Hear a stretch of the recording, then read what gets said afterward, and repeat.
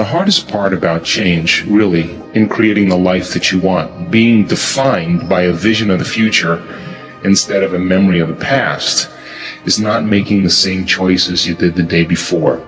And the moment you do that, you step into the unknown. When you begin to realize the unknown is the perfect place to create from, that void of unpredictability, that uncertainty, that unfamiliarity, is really the quantum place of uncertainty where all manifestations come from. So when you and I become comfortable living in that unknown place, I think then that we begin to manifest the things we want in our lives. So for me personally, I want to execute and be defined by a vision of the future instead of the memories of the past. So most people's brains are organized to reflect everything they know in their life. Their brain is a record of the past. And if you feel the same way every single day, and feelings and emotions are the end product of past experiences, it means, number one, nothing new is happening in your life, and number two, those emotions are keeping you anchored to the past. If thoughts are the language of the brain, and feelings are the language of the body, and how you think and how you feel creates a state of being, most people are literally, biologically, neurologically, chemically, genetically, and even quantum-wise connected to a past. So then the question is, the fundamental question is, can you believe in a future that you can't see or experience with your senses yet, but you've thought about enough times in your mind that your brain is literally changed to look like the experience has already occurred? Now, the latest research in neuroscience and neuroplasticity tells us we can change our brain to look like the event has already occurred. And can we begin to emotionally embrace a future reality that's a potential in the quantum field and begin to emotionally embrace it to such a degree that we fall in love with that future reality, that our body as our unconscious mind begins to believe it's living in that future reality in the present moment, and we're signaling new genes and new ways to change our body to look like the experience has already occurred in preparation for the event. When you truly do this properly, you're not waiting for your success to feel empowered. You're not waiting for your wealth to feel abundant. You're not waiting for your new relationship to feel love. You're not waiting for the mystical moment to feel awe. So if you're talking about manifesting your dreams, well, it only requires two things. It requires a clear intention. An intention is a vision, a possibility. The moment you say, what would it be like to be healthy? What would it be like to be wealthy? What would it be like to have a new home? What would it be like to have a great job? And you get this idea in your mind. That's intention. Then you write down the details. Okay, I want to travel around the world. I want to have great benefits, great insurance. I want to work with really cool people. I want to have a chance to be creative. And you list all of those individual elements to fortify your dream. The more you get clear on those details, the more your brain begins to work in new ways. Anytime you make your brain work differently, you're changing your mind.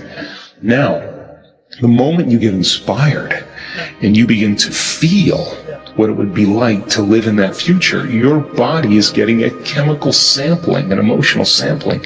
It's getting a taste of the future. So the first thing you have to do is you have to become conscious of your unconscious thoughts. You got to notice your automatic habits and behaviors. You have to become aware of your emotions that keep you anchored to the past. And if you can become so conscious of the unconscious states of mind and body that they would never slip by your conscious awareness again, you're becoming familiar with the old self so you don't return. Then if you begin to think about new ways of being defined by a vision, plan your behaviors, review them in your mind. Now, if you keep doing that over and over again, nerve cells that fire together wire together. You begin to become familiar with a new state of mind.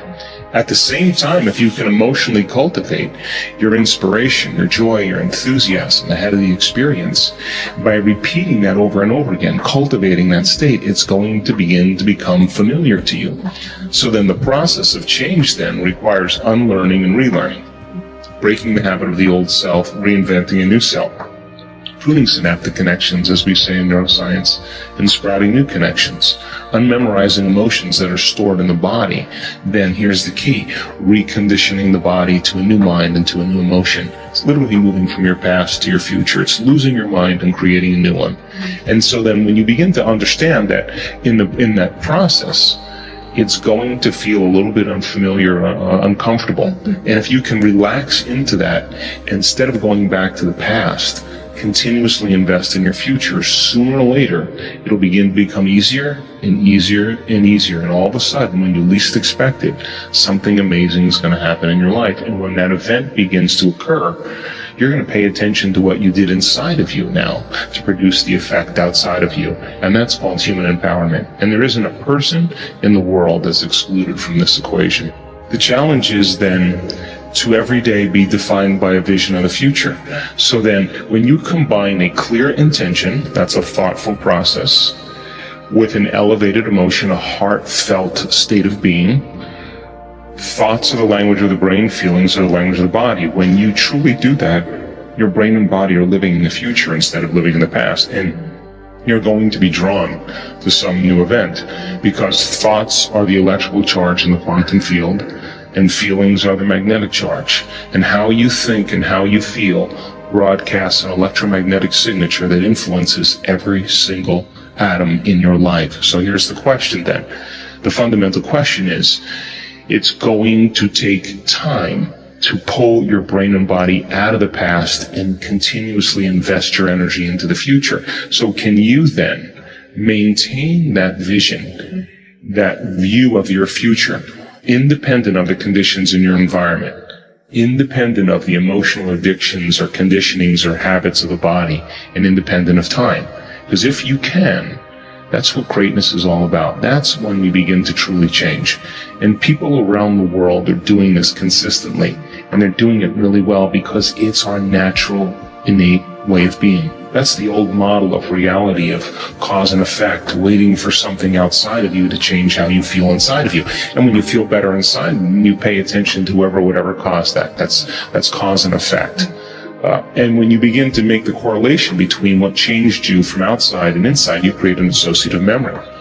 The quantum model of reality begins to say then you have to teach your body emotionally how that future is going to feel like before it's made manifest. In other words, you have to feel awe in order for the mystical moment to happen. You have to feel abundance before your wealth can occur.